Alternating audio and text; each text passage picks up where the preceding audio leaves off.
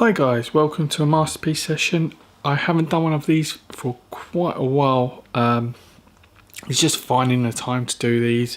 Finding, like, I pick a movie, I do a bit of research into the films just to find a few other bits from the director, and just other things, technical aspects. But today I have picked Still Walking. It's a film directed by Hirokazu Kore-eda, who, if you don't know, he recently won the Palme d'Or in the last Cannes Film Festival for his movie Shoplifters. A great Japanese director. And this is really one of my favourite movies of his. I tend to change my opinion of what's my favourite movie of his. There's so many, and it's really dependent on my mood, but I really love this movie. It stars Hiroshi Abe, who is a fantastic contemporary Japanese actor. You've also got Kirin Kiki, who's a veteran actress. Every performance she's done is fantastic, and Yoshiro Harada.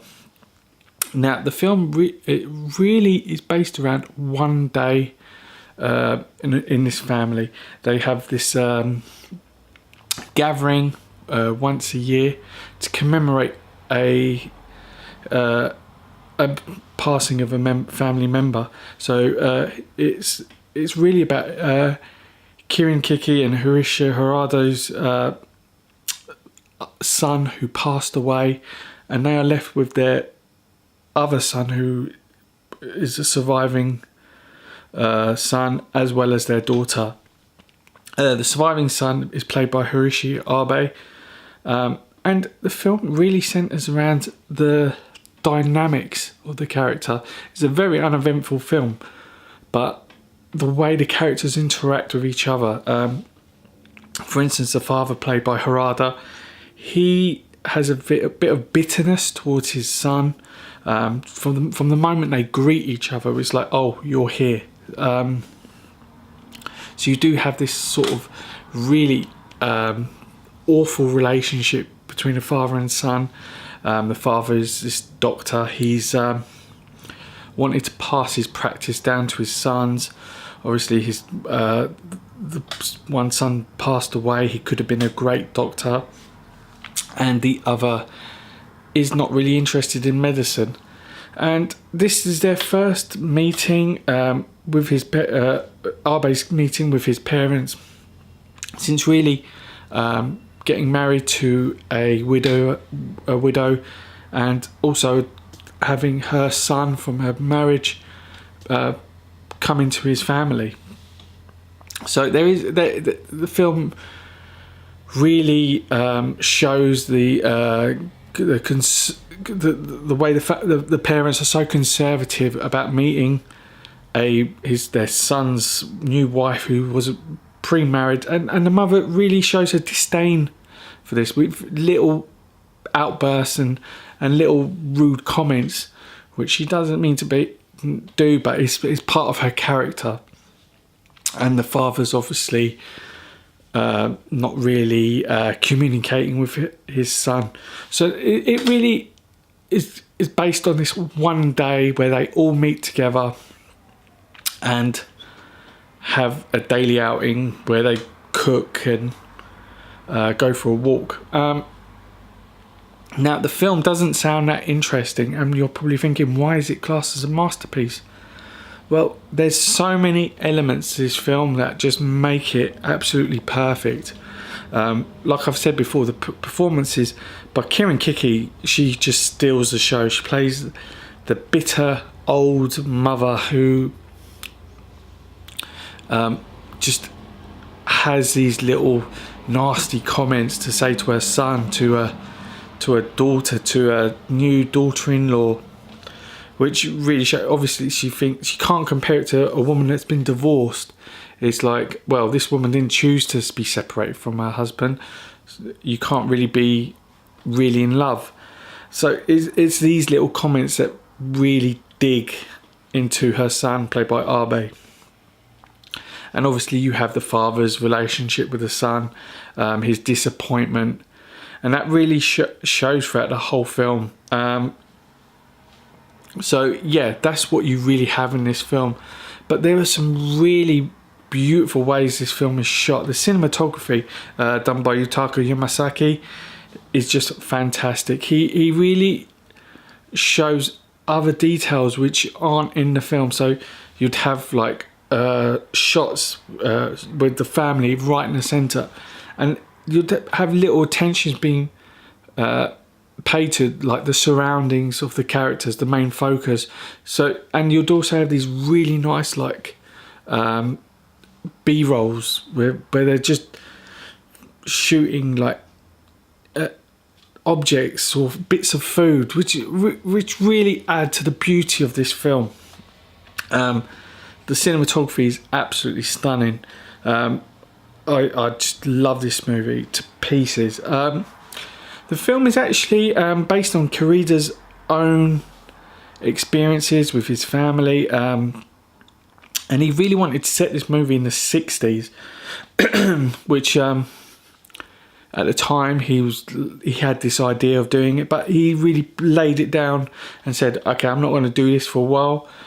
But it wasn't till his own mother's passing that it really encouraged him to make this movie, and he thought, why do it in the 60s? Let's do it set now. And the mother's character, Kirin Kiki's character, is really based on his own mother, who would make these little comments and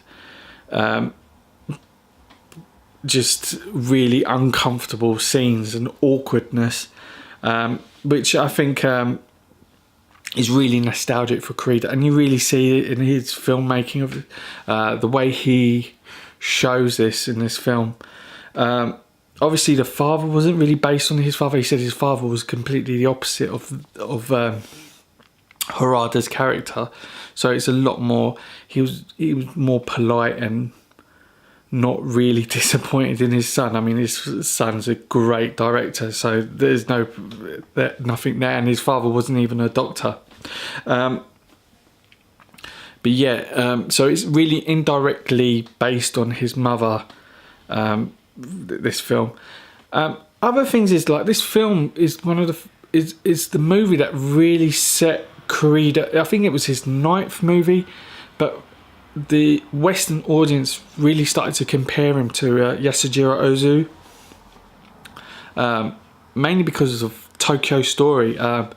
It's set in a similar instance, whilst you have more of a climax in something like Tokyo Story. You don't really have that in this movie. It's just like I said, a very uneventful day, but the way it is shot is very similar. Long takes with focuses on just conversations, but like brilliantly done. So yeah, you do have that aspect of Tokyo Story. I know Kore-eda has said in the past that he doesn't want to be compared to Ozu, and doesn't really compare this to Ozu himself. He just thinks this is something that the Western audience do on their own. He's never been compared to Ozu in Japan, apparently. So yeah, that is something he's never really understood. But I mean, I myself see the similarities, especially in a couple of the shots which have that tatami shot that Ozu done, which was his real signature in his movies. And also, like, you see these family movies like in Western cinema and in all cinema really, where they have these Christmases or birthdays and funerals where there's so much going on, and this film really contrasts that but still you come out of this saying, oh wow, this is like, this family's like really messed up, but you know, but you come away interested and intrigued. And whilst, like I said, it is a completely uneventful film, it is still very compelling, with real awkwardness that you just can't help but watch. So yeah, this film has been around for quite a while. On Blu-ray, I think it was 2005 it was released, 2008 it was released. In terms of if you were to get this on Blu-ray, there are a few English friendly releases. There's some Japanese release which has just come out, along with some other Kore-eda titles from his earlier work. But we also have a Criterion. I own the Criterion, which is an absolutely fantastic edition. It comes jam-packed with interviews with Kore-eda himself, with Yamasaki, the cinematographer, as well as like really amazing.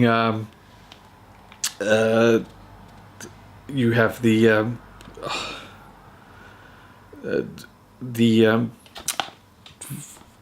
commentary on this, which is fantastic. The other edition I own is a limited edition by Plain Archive. This edition here, this was one of my releases of the year last year. Came out quite early on in the year, and is a fantastic edition. One of my prized possessions here in my collection. So yeah guys, that is my masterpiece session of Still Walking. If you've seen the movie, comment below. Tell me what's your favourite Kore-eda movie. He's done so many great movies, and yeah, I absolutely love this film, and it was really hard for me to pick a movie to do for my masterpiece session. But if you have any suggestions for my next masterpiece session, please comment below as well. Let me know. Click like. And don't forget to subscribe guys. So thanks for watching, and I will see you in the next video. Take it easy.